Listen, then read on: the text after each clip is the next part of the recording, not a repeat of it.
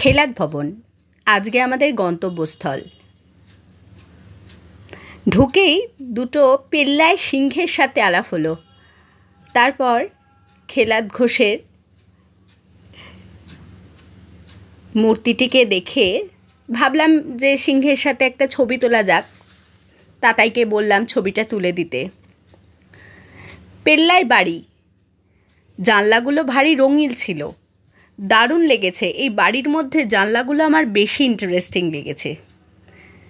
ঢুকেই সোজা বাঁদিকে কিন্তু দুর্গা দালানটা ছিল।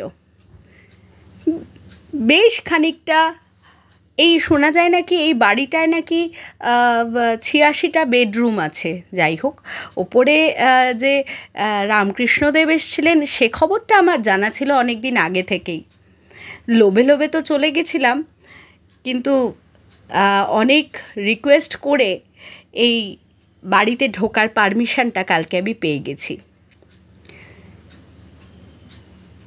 এই যে মুখ্য দুয়ারের পরেই যেই জায়গাটা দেখা যাচ্ছে, এটাই কিন্তু টানেল একটা শুরু হচ্ছে যেখান থেকে। এই সিক্রেট চেম্বারটা খুব ইন্টারেস্টিং করা হয়েছে এখন একটুখানি রিনোভেট করে, কিন্তু ভেতরটা বেশ ঠান্ডা ঠান্ডা আর দারুণ দারুণ সব ছোট ছোট মূর্তি দিয়ে সাজানো। ছোট না, বড় বললেই ভালো হয়। মূর্তিগুলো ঠিক কিসের সেটা ঠিক আমি জানি না, তবে দেখে তো মার্বেলই মনে হয়। ধরনগুলো বেশ খানিকটা বোঝাই যাচ্ছে যে পুরোপুরি পাশ্চাত্যের অনুকরণে তৈরি। আর এই মূর্তিগুলোর মাঝখান দিয়েই কিন্তু এক আঁকাবাঁকা পথে টানেলটা গিয়েছে। বেশ হ্যারি পটারের সেই চেম্বার অফ সিক্রেটের কথা মনে পড়ছিল, যেখানে সেই কি ব্যাসিলিস এসে গেছিলো। আমি তো তাতাইকে নিয়ে সেরকমই একটা ভাবনা রাখছিলাম। ভদ্রলোক আলো জ্বালাতে জ্বালাতে যাচ্ছিলেন। পুরো টানেলটা অবধি আলো নেই, তো যতখানি আলো রয়েছে সেই পথ ধরে যাওয়া যাচ্ছিল। দেখতেই পাওয়া যাচ্ছে যে টানেলটা কিভাবে গেছে। এই টানেলটার অনেকগুলো ঘরও কিন্তু আমার মনে হয় ঘর হিসেবেও টানেলটাকে এনারা ব্যবহার করেন মাঝে মাঝে, বা করা যায়। এবং এই যেভাবে যাচ্ছি আমরা এখন, হয়তো পুরোটা দেখা যাবে না যেহেতু আলো আর নেই। সামনে গিয়ে ওখানটা সিল করে দেওয়া হয়েছে, যদিও আমার মনে হয় টানেলটা দিয়ে আরও অনেক দূর যাওয়া যেত। বিপ্লবীরা এখানে অনেকবার আশ্রয় নিয়েছেন বলে শোনা যায়।